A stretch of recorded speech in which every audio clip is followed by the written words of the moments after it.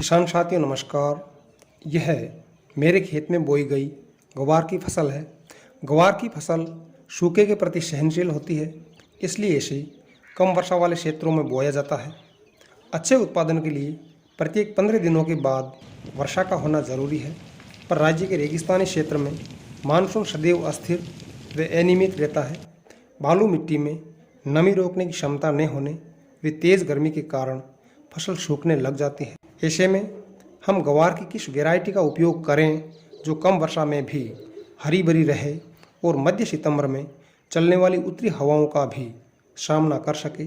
सभी फसलों को एक ही झटके में समाप्त कर देने वाली उत्तरी हवा को हमारे यहाँ पर झोला या ओकड़ कहा जाता है। इस हवा का प्रभाव खेत के उस भाग पर ज़्यादा पड़ता है जहाँ पर उपजाऊपन और मिट्टी में नमी की मात्रा कम होती है। ग्वार की इन कमजोरियों का सामना करने के लिए हमें 5 फीट से ज़्यादा लंबी बढ़ने वाली किस्मों का चयन करना चाहिए। मैंने इस वर्ष रिद्धि वैरायटी के ग्वार बीज को काम में लिया है, जो गंगानगर राजस्थान में तैयार किया जाता है। इसकी लंबाई देखकर मैं तो हैरान हूँ। आज 19 सितंबर है और मेरे खेत के मध्य भाग में जहाँ पर उपजाऊपन ज़्यादा है, पौधों की लंबाई 6 फीट से ज़्यादा है।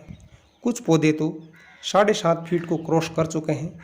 फसल पकने में अभी 1 महीना बाकी है, तब तक न जाने ये कितने बढ़ेंगे। राज्य के उन भागों में जहाँ पर वर्षा की अनियमितता बनी रहती है, वहाँ पर ग्वार की लंबी किस्मों का चयन किया जाना चाहिए। लंबे पौधे तेज़ धूप से भूमि की रक्षा करते हैं, जिससे मिट्टी में लंबे समय तक नमी बनी रहती है। फसल को जलाने वाली उत्तरी हवा का प्रभाव भी लंबे पौधों पर कम पड़ता है, क्योंकि इनकी जड़ों में नमी की मात्रा अधिक होती है। लंबे बढ़ने वाले ग्वार के पौधों में अनेक शाखाएं न होकर एक ही तना होता है, जो लगातार बढ़ता रहता है। इनकी हर पत्ती से फलियों का गुच्छा निकलता है। आप यहाँ पर देख सकते हैं कि ज़मीन से 1 फीट की ऊंचाई से लेकर पौधे के शीर्ष तक लगातार फलियाँ लग रही है। पौधे के लगातार बढ़ने के कारण सभी गुच्छों की सभी फलियाँ बराबर से नहीं पकती है, जिससे उत्पादन में गिरावट आती है। अतः हमें 5 फीट से अधिक लंबे पौधों के शीर्ष भाग को तोड़ देना चाहिए। इससे पौधों में नई शाखाओं का विकास होगा। वे सभी बीज स्वस्थ व एक समान आकार के बनेंगे।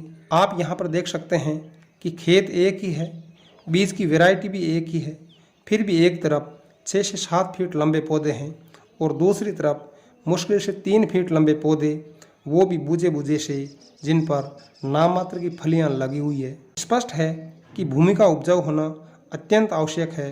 वो कहते हैं न कि जितना गुड़ डालोगे उतना ही मीठा होगा। लंबे पौधों को लंबाई के अनुपात में पोषक तत्वों की अधिक आवश्यकता होती है। अतः प्रति बीघा 2 ट्रॉली गोबर की खाद व 10 किलोग्राम DAP उर्वरक बुआई से पूर्व डाला जाना चाहिए। इस वर्ष 5 सितंबर से 15 सितंबर तक राज्य के उत्तरी पश्चिमी भाग में उत्तरी हवा से ग्वार की फसल नष्ट हुई है। किसान भाइयों से ये जानकारी मिली है कि जिन खेतों में DAP उर्वरक डाला गया है, वहाँ पर ग्वार की फसल ने कम वर्षा व उत्तरी हवा का डटकर मुकाबला किया है। ग्वार की फसल पकने में खरीफ की अन्य फसलों यथा बाजरा, मोट व मूंग आदि से अधिक समय लेती है। अतः मानसून की प्रथम वर्षा में बाजरा के साथ ही ग्वार की बुआई की जानी चाहिए। इस प्रकार अच्छी किस्म, समय पर बुआई, खाद व उर्वरक के बेहतर प्रबंधन से ग्वार का अच्छा उत्पादन लिया जा सकता है।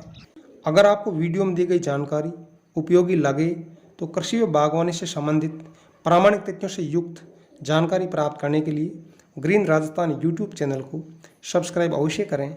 बहुत बहुत धन्यवाद।